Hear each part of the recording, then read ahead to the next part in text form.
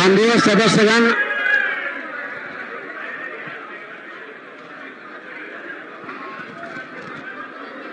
शांति से बैठ जाएं सभी लोग।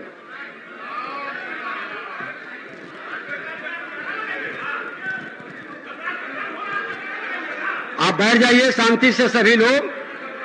माननीय सदस्यगण, सप्तदश बिहार विधानसभा के खटसम सत्र के इस विशेष उपवेशन में आप सबों का हार्दिक अभिनंदन करता हूं। इस संसदीय लोकतंत्र में संख्या बल की निर्णायक भूमिका होती है। मैं इसी सदन में बहुमत से निर्वाचित हुआ था। मैं माननीय मुख्यमंत्री जी और तत्कालीन नेता विरोधी दल एवं वर्तमान के उप मुख्यमंत्री जी को धन्यवाद देता हूं कि उन्होंने मुझे इस आसन पर बिठाया था। अपने इस संक्षिप्त कार्यकाल में मैंने कई कार्य किए, कई कार्यक्रम आयोजित किए।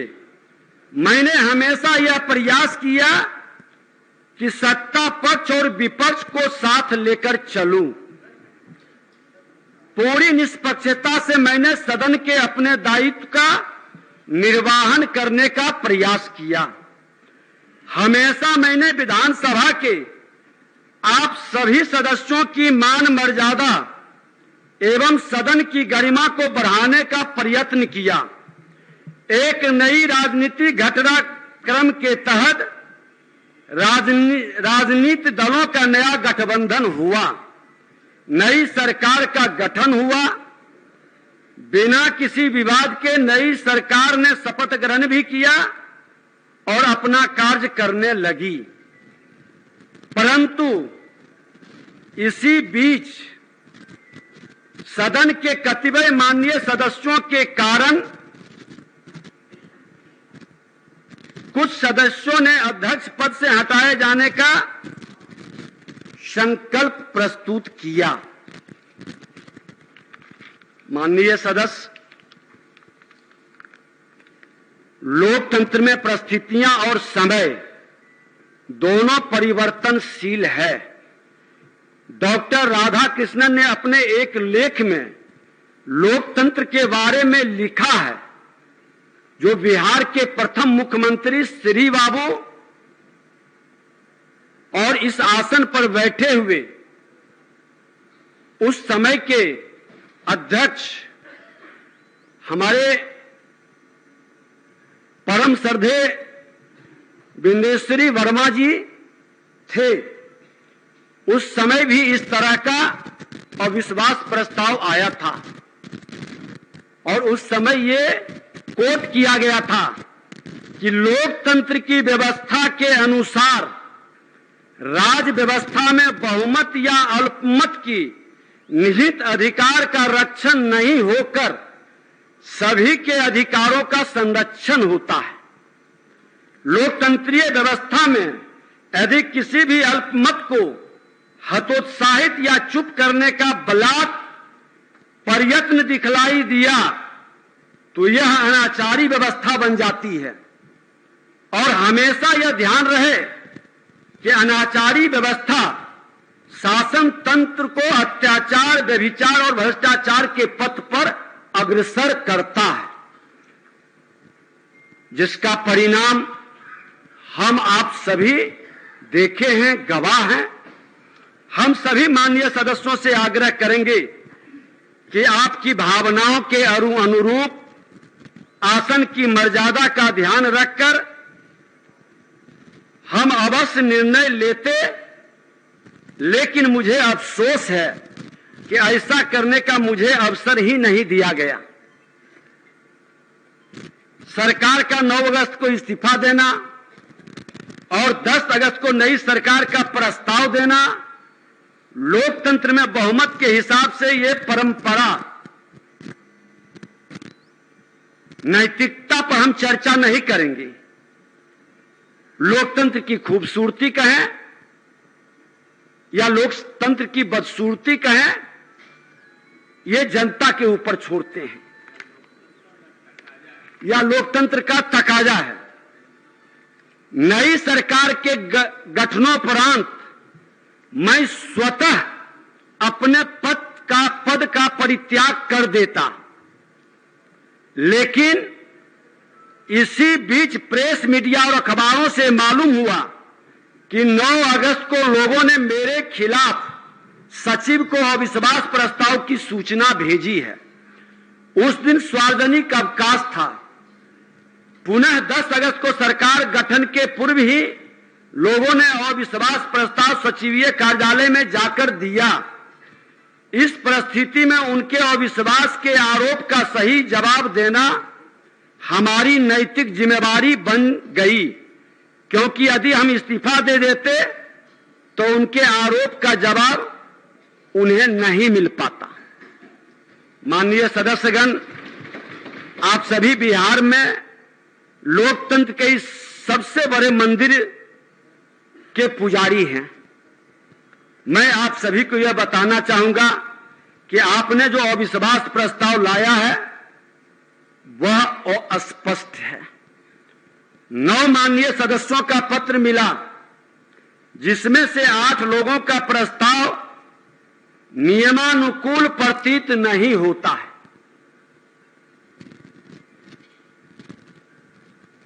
एक माननीय सदस्य श्री ललित यादव जी द्वारा दिया गया, जो अब माननीय मंत्री हैं, जिसमें वह वर्णित है कि आप विश्वास मत खो चुके हैं। ये मुझे सही लगा, लेकिन मुझ पर अन्य आरोप जो कुछ माननीय सदस्यों द्वारा लगाया गया है, मनमानी करने का, कार्यशैली और व्यवहार अलोकतांत्रिक रखने का, तानाशाही प्रवृत्ति का, माननीय सदस्य खासकर श्री चंद्रशेखर जी, जो अब माननीय शिक्षा मंत्री हैं, उन्होंने कहा कि मुझसे गौरवशाली परंपरा शर्मसार हुआ। माननीय सदस्यगण, 20 माह के बहुत छोटे से कार्यकाल में मैं सदन में 100% प्रश्नों के उत्तर का आना, कुछ एक दिन छोड़कर लगभग 100% सदन का चलना, पक्ष और प्रतिपक्ष में भेद नहीं करना, दोनों पक्षों से सदन में चलाने में सकारात्मक सहयोग मिलना, मैं आभारी हूं कि दोनों पक्ष के सदस्य ने मुझे सहयोग किया है। माननीय सदस्यों के पूरक प्रश्नों का अवसर ज्यादा से ज्यादा देना, माननीय हमारे संसदीय कार्य मंत्री जी शिक्षा मंत्री भी थे, इनके एक प्रश्न पर 16 पूरक हुआ था। हमको लगता है इस विधानसभा की भी एक नई खूबसूरती थी। शून्यकाल की संख्या बढ़ाकर लेना, सदन को डिजिटल प्लेटफॉर्म से जोड़ना, सदन की कार्यवाही को यूट्यूब लाइव करना, इसे सुदूर गांव तक पहुंचाना, माननीय सदस्यों उनके पीए को डिजिटल वातावरण से जोड़कर उसका लाभ पहुंचाने का कार्य करना, माननीय सदस्यों के मान सम्मान के लिए अभ्यावेदन प्रोटोकॉल समिति का गठन करना, विभागों के द्वारा गलत उत्तर आने पर संबंधित विभागों से स्पष्टीकरण लेना, क्या ये तानाशाही प्रवृत्ति है? क्या यह अलोकतांत्रिक क्रिया थी? क्या यह सदन की मर्यादा और गरिमा को तार तार करना था? क्या यह अध्यक्ष की हैसियत से अलोकतांत्रिक और स्थापित परंपराओं के विरुद्ध था? विधानसभा भवन शताब्दी वर्ष समारोह में माननीय मुख्यमंत्री जी के सहयोग से शुभारंभ हुआ। माननीय राष्ट्रपति महोदय का सामाजिक नैतिक संकल्प अभियान का शुरुआत हुआ। माननीय मुख्यमंत्री जी ने भी समाज सुधार के रूप में उसको लेकर चले। सामाजिक नैतिक संकल्प अभियान को लेकर मैंने भी हर जिला के अंदर ये पूरा वातावरण बनाया। माननीय प्रधानमंत्री जी की प्रेरणा से उन्होंने प्रेरित किया, उत्साहित किया। विधानसभा परिसर में शताब्दी स्मृति स्तंभ की आधारशिला रखना, बोधि वृक्ष के शिशु पौधे का रोपण, 17वीं विधानसभा के माननीय सदस्यों का लोकसभा के माननीय अध्यक्ष श्री ओम बिरला जी का मार्गदर्शन मिलना, देश के आजादी के बाद पहली बार देश के माननीय प्रधानमंत्री श्री नरेंद्र मोदी जी का विधानसभा परिसर में आना और लोकसभा का इसके सेंट्रल हॉल में लगे बिहार के प्रतीक चिन्ह को दर्शाते हुए ऐतिहासिक शताब्दी स्मृति स्तंभ का लोकार्पण करना, बिहार विधानसभा के 100 वर्षों के सफरनामा से संबंधित विधानसभा संग्रहालय का शिलान्यास, विधानसभा के अतिथियों के लिए अत्याधुनिक गेस्ट हाउस का शिलान्यास प्रधानमंत्री जी के कर कमलों से कराना, शताब्दी औषधीय उद्यान में उनके कर कमलों से कल्पतरु पौधों का रोपण कर एक सकारात्मक ऊर्जा संचार के लिए रचनात्मक वातावरण बनाना, इन सब कार्यों से सदन की गरिमा और विधायिका इन सब कार्यों से बढ़ी है या घटी है, निर्णय सदन के सदस्यों को करना है। मैं इन सब कार्यों की मूल्यांकन की जिम्मेदारी बिहार की जनता पर भी छोड़ता हूं। इस सदन में संविधान के ज्ञान हमारे अभिभावकों से मिलता है। इस ज्ञान संविधान के ज्ञाता व्यवहार की बिहार नहीं पूरे देश ने देखा और इतिहास इसका समालोचक है। इसका भी निर्णय लोकतंत्र में मालिक जनता है, अंतिम निर्णय उसी का होता है। माननीय मुख्यमंत्री जी आसन के प्रति जो आपका सम्मान था, आपके द्वारा जो सहयोग मिला, उसको कहने की जरूरत नहीं, क्योंकि आप ही का नहीं, नेता प्रतिपक्ष के नाते जो आज उप मुख्यमंत्री हैं, सभी सदस्यों का सदन और बिहार की जनता लाइव होता था, देखता था। उत्कृष्ट विधायक और उत्कृष्ट विधानसभा पर जब हमने बहस कराने का प्रस्ताव रखा, मेरे मन के अंदर ये इच्छा थी कि बिहार विधानसभा भवन के शताब्दी वर्ष हम मना रहे हैं, 100 वर्ष के गवाह नहीं भागीदार बन रहे हैं, तो हमारा विधानसभा उत्कृष्ट विधानसभा के रूप में और हमारे विधायक उत्कृष्ट बने। आप सबों ने उसमें भागीदारी किया। हमने लोभ और भय से मुक्त होकर इस आसन की मर्यादा और गरिमा के अनुरूप सभी को सम्मान दिया। अपने दायित्वों का निष्पक्ष निर्वहन कर सदन की प्रतिष्ठा बढ़ाने में कोई कोर कसर नहीं छोड़ी। विधायिका की गरिमा बढ़े, उसका सम्मान बढ़े, प्रशासनिक अराजकता पर अंकुश लगे, सरकार की नीति घोषणा कार्यक्रमों और खासकर भ्रष्टाचार के खिलाफ जीरो टॉलरेंस की नीति, न्याय के साथ विकास, न बचाते हैं न फंसाते हैं के सिद्धांतों को इस सदन के माध्यम से भी लागू करने का ईमानदारी से हमने प्रयास किया। इसमें कुछ लोगों की परेशानी बढ़ी जिसकी चिंता हमने कभी नहीं की।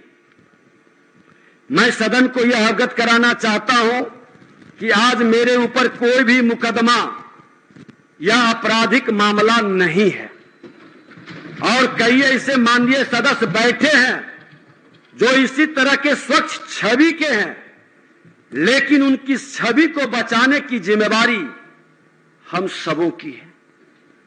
हर अच्छे लोगों को संरक्षित और सुरक्षित रखने का ये सदन ही नहीं, तमाम अच्छे लोग हर दल के अंदर, हर समाज के अंदर होते हैं, क्योंकि बिहार की जो विरासत थी, जो हमारा सांस्कृतिक विरासत हो, बौद्धिक विरासत हो, उत्कृष्ट पर था।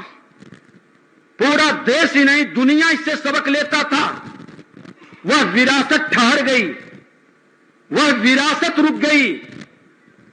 हम सब की जिम्मेवारी है ठहरी हुई विरासत को बढ़ाने का। लेकिन दुर्भाग्य से जो आरोपित और कलंकित हैं, वह स्वच्छ छवि को भी कलंकित करने का प्रयास करते हैं। उनके नजरिए में स्वभावतः शामिल रहता है आज डिजिटल युग है, बदलते समय में लोग उसके बारे में आसानी से जान लेते हैं। छोटे हृदय से हम बड़ा सपना नहीं देख सकते और विकारों से मुक्त हुए सामाजिक सद्भाव और भ्रष्टाचार मुक्त विकास कभी नहीं हो सकता। हमारी कथनी करनी में जब तक अंतर रहेगा तब तक लोगों का विश्वास जो जनता का हम लेकर आते हैं उनकी श्रद्धा के पात्र हम नहीं बन सकते। माननीय सदस्यगण, इसके लिए हमको सजग रहना है। माननीय सदस्यगण, इस भवन के और विधानसभा के 100 साल पूरे हो चुके हैं। अब तक जितने लोग इस मंदिर के पुजारी बनकर आए और विदा हो गए, लोग आए गए, यह सिलसिला समय के साथ जारी है, आगे भी जारी रहेगा। लेकिन इस सदन की मर्यादा और गरिमा को अक्षुण्ण रखने में जिन्होंने अपनी महती भूमिका निभाई, हम उनके प्रति सच्ची श्रद्धांजलि भी अर्पित करते हैं, हम नमन करते हैं और उनकी प्रेरणा भी प्राप्त करते हैं। इतिहास ने उन्हें बड़े आदर से स्थान भी दिया है। हमें यह बात याद रखनी होगी कि यह सदन हमसे जरूर है, लेकिन यह सदन हम सबसे सर्वोपरि है। और आसन तो पंच परमेश्वर जैसा है। आप सबों ने आसन पर अविश्वास जताकर क्या संदेश देना चाहा, यह जनता तय करेगी। हमें इसकी गरिमा को बढ़ाना है और यही काम हमने अपने छोटे से कार्यकाल में किया है। अंत में मैं कहना चाहूंगा कि अपने 20 माह के संक्षिप्त कार्यकाल में हम संपूर्ण सदन का चालक बनकर इसे ऊंचाई पर ले जाने का प्रयास किया। कभी चालाक बनकर सदन के अंदर लोगों को वर्गलाने का काम नहीं किया। अपनी जिम्मेवारियों को स्थापित नियमों और परंपराओं के तहत निष्पक्ष होकर बिना राग दोष, लोभ, लालच, भय, मोह के हमने अपने कर्तव्य का निर्वहन किया है। यही आग्रह आप सबों से है कि लोकतंत्र में जनता के द्वारा दिए गए अधिकार का आप भी सही दिशा में उपयोग कर उनका विश्वास जीतें तथा लोकतंत्र की जड़ों को मजबूत करें। आपसे हमारा निवेदन और आग्रह होगा कि आपने जिस तरह से बहुत कम अंतर रहते हुए सदन में एक सकारात्मक वातावरण बनाया, सहयोग किया, आने वाले समय में हमारी शुभकामना भी रहेगी। जो भी इस आसन पर बैठेंगे, विपक्ष की आवाज जिस तरह से हम लोगों ने संरक्षित करने का काम किया, और विपक्ष ही नहीं, सत्ता पक्ष का, सभी विधायकों के मान सम्मान बढ़ाने के लिए प्रखंड स्तर पर उनके कार्यालय का, उनके अपने फंड से भी व्यवस्था बनाने का विधायिका को एक बार पुनः आग्रह करेंगे इस आसन से, अध्यक्ष के नाते की विधायिका की सम्मान बढ़े। जब जब विधायिका मजबूत हुई है, प्रशासनिक अराजकता हटी है और विधायक जनता के हित में अपने जान से बढ़कर काम किया है। सभी दलों के नेता से विमर्श भी हमने कई बार किया, सकारात्मक निष्कर्ष पर पहुंचा। विशेषाधिकार कमेटी के माध्यम से अराजकता उत्पन्न करने वाले पदाधिकारियों पर मुख्यमंत्री जी के द्वारा ही अंकुश लगी है। जो कमी रह गया है उस पर लगनी चाहिए। और मैं अब माननीय अध्यासी सदस्य, जिनको सभी सदस्य श्रद्धा से और निर्विकार रूप से, निर्विवादित माननीय नरेंद्र नारायण यादव जी आसन को संभालेंगे और जो सरकार के विषय तय हैं उस विषय का संचालन करेंगे, स्वस्थ बहस भी होगी। विहार का संदेश, क्योंकि विहार लोकतंत्र की जननी है, इसका संदेश जो खूबसूरती हम सबों ने मिलकर प्रकट की है, ये पूरे देश और दुनिया देख रहा है। मैं 2 घंटे का बहस जो परंपरा है, नियम है, रहेगा। सदन की कार्यवाही स्थगित करने के पूर्व अपने पद से बहुमत का सम्मान करते हुए इस्तीफा देता हूं और 2 बजे दिन में सदन पुनः प्रारंभ होगा और सदन स्थगित की जाती है। अध्यक्ष महोदय, आप इससे कवल की स्थगित करें। आप ये संवैधानिक परंपरा के विरुद्ध कर रहे हैं। चूंकि उपाध्यक्ष हैं, ये संविधान में लिखा हुआ है, हमारी नियमावली में इसको नहीं बदल सकते।